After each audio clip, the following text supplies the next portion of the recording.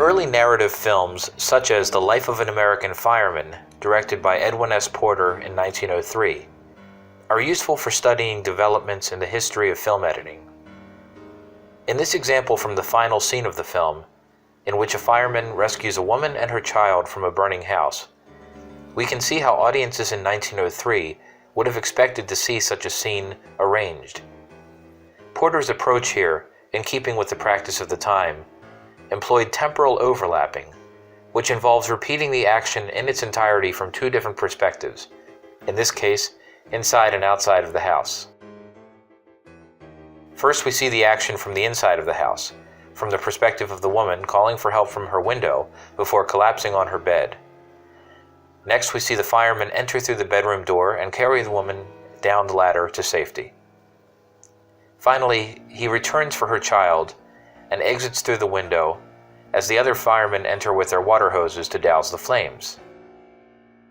This idea of completing the entire action within a single shot and then repeating it from a different perspective in another shot may seem unintuitive and even disorienting today, but audiences in 1903 would have expected to see the actions played out in this way and understood the two perspectives to represent concurrent periods of screen time.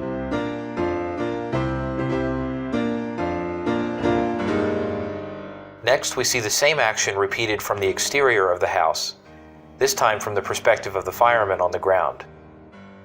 Note the frontal framing of the house, which provides a direct reverse view from what we saw in the interior shot to allow the audience to instantly make the spatial connections between the two perspectives.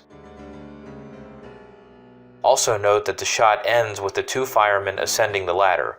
We do not see them enter the window and begin dousing the flames as in the previous angle, thus somewhat condensing the screen time.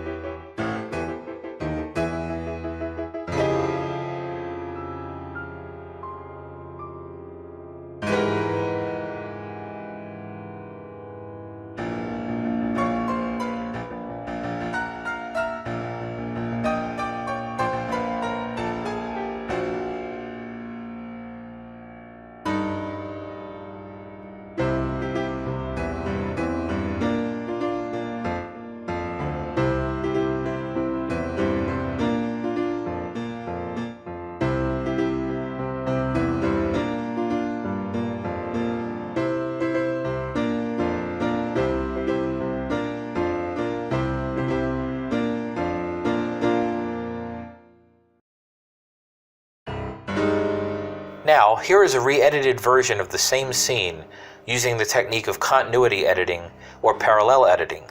That is, cutting back and forth between the shots and matching the action between the two perspectives over the same duration of screen time, which is how we would expect to see the shots arranged if it were made today.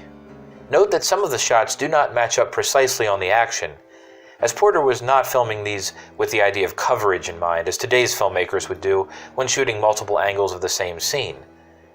That said, by intercutting the two different angles this way, it allows us to see the degree to which the action had been carefully rehearsed by Porter and his company, and emphasizes the consistency of the two perspectives that helped audiences accept the two as having occurred simultaneously.